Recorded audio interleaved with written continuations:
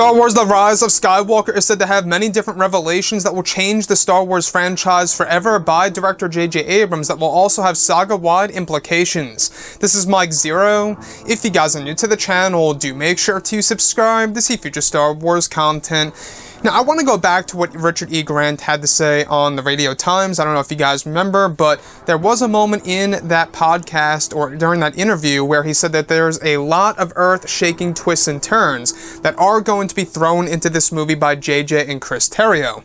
Now, what's really intriguing has all to do with the character of Luke Skywalker. A lot of fans around the world are looking forward to seeing exactly how JJ is going to utilize this character in all three acts of this movie. Now, these past couple of weeks or so, we've been learning a whole lot more about this film, and when it all comes down to one of the set leaks and one of the concept art descriptions, this is where things begin to get very intriguing and intense for Episode 9. Now, specifically, it's described that one of the scenes that were filmed during the month of January included both Mark Hamill, Daisy Ridley, and Adam Driver on set over in Cardington, where both buckets of water was being poured on top of them. It's described that the scene involved Adam Driver walking slowly toward Rey with his lightsaber during their duel, where Rey is said to have a minor injury to her leg and is defenseless. The sequence is described to progress to the point where Luke's Force Ghost appears and Force grabs Kylo Ren's lightsaber hilt out of his hand before he is able to attack Rey while being corrupted by Palpatine's spirit. It's said that this is what connects to the scene where Rey stabs Kylo Ren, and as Luke Skywalker walks over to a now unconscious Kylo Ren, after performing a powerful Force power, it's said that as Luke nears Kylo, he transitions from being transparent and blue with the blue hue to being flesh and blood, where as Luke places his hand on Kylo's head, Luke is described to focus while he still appears to be flesh and blood and not transparent. As Luke Skywalker focuses, it's described that a type of energy is flowing into Kylo from Luke Skywalker, where as Luke continues to keep his hands placed on Kylo Ren's forehead, Luke is described to slowly transition to becoming the regular Force Ghost once again. The sequence is described as a moment in which Luke will unveil a new Force power that will change the franchise forever.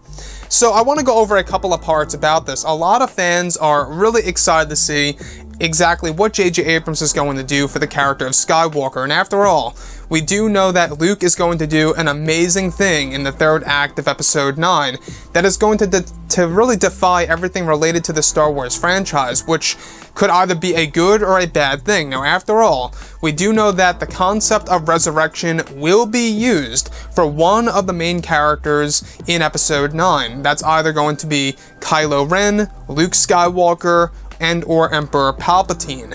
Now, this could apply to two different characters on different occasions, of course, but one thing that we do know about Episode 9 is that there are going to be a lot of new Force powers that fans have never seen before on the big screen, such as the flash fights and utilizing the Force bonds in a different way, as well as offering a unique power for the character of Skywalker in Episode 9.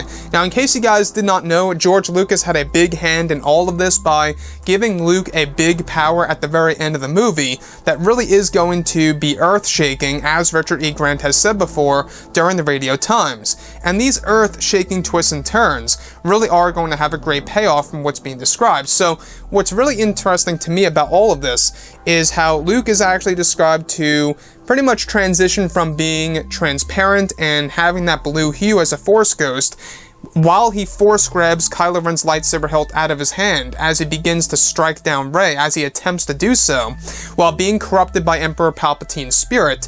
He's unsuccessful at striking Rey because Luke Skywalker single-handedly was able to save Rey at that point in time.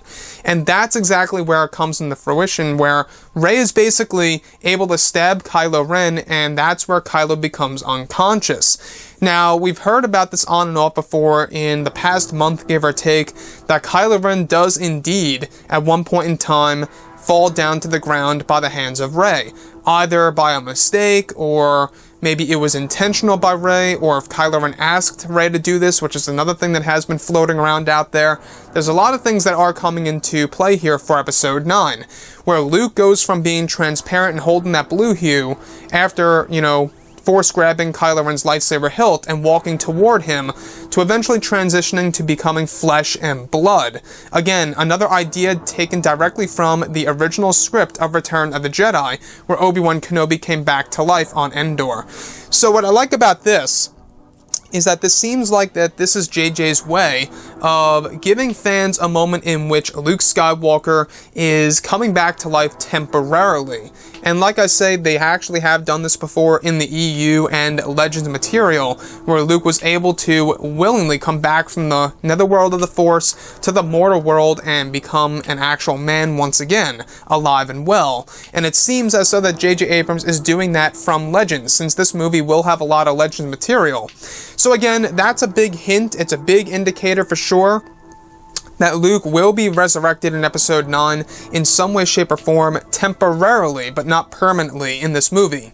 Anyways, guys, drop a comment below. Let me know what you think about all of this in the comments. And if you guys did enjoy the content for today, do make sure to drop a thumbs up on this video to support the channel. I thank you all so very much for the kind support, and I'll catch you guys next time.